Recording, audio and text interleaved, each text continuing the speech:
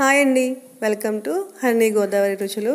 ఈరోజు నేను అప్పటికప్పుడు చాలా సింపుల్గా అలాగే చాలా టేస్టీగా చాలా హెల్తీగా దోశలు చేసుకోవాలంటే కనుక ఎలా చేసుకోవాలి ఇప్పుడైతే నేను చూపించబోతున్నాను. ఈ దోశలు చాలా టేస్టీగా ఉంటాయి, అలాగే హెల్త్కి చాలా చాలా మంచిదండి. ఈ రెసిపీలోకి అయితే వెళ్ళిపోదాం. ఈ దోశలు చేసుకోవడం కోసం ముందుగా ఒక గిన్నె తీసుకుని ఒక ఉల్లిపాయని 4-5 పచ్చిమిర్చిని సన్నగా కట్ చేసుకుని అవైతే వేసేసుకున్నానండి. అలాగే 1 కప్పు రాగిపిండి వేసుకుంటున్నాను. అలాగే 1 కప్పు గోధుమ పిండి కూడా వేసుకుంటున్నాను.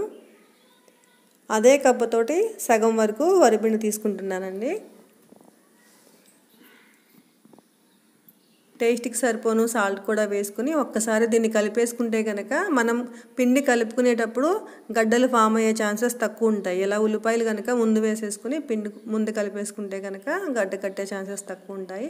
ఇప్పుడైతే వాటర్ వేసుకుని ఎక్కడ గడ్డలు లేకుండా చక్కగా కలిపేసుకోవాలండి.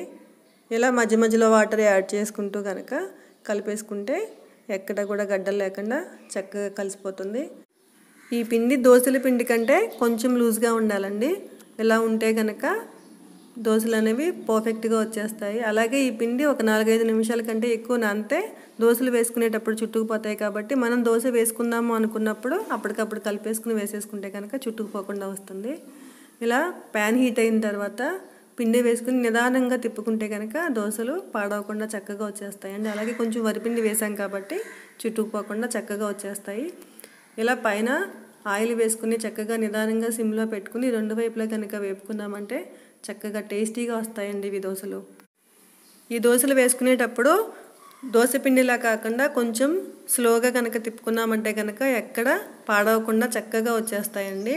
ఇలా చిన్న చిన్న టిప్స్ తోటి కనుక ఈ రాగి దోశలు వేసుకున్నామంటే కనుక చాలా టేస్టీగా ఉంటాయి. అలాగే హెల్త్కి కూడా చాలా చాలా మంచిది. కాబట్టి నేను చెప్పిన టిప్స్ తోటి రాగి దోశలు చేసుకున్నారంటే కనుక ఎక్కడ పాడవకుండా చక్కగా పర్ఫెక్ట్గా వచ్చేస్తాయండి.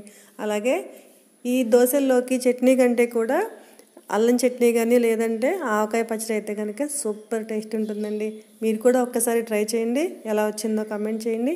అలాగే నా ఛానల్ని సబ్స్క్రైబ్ చేసుకోవడం మాత్రం మర్చిపోకండి.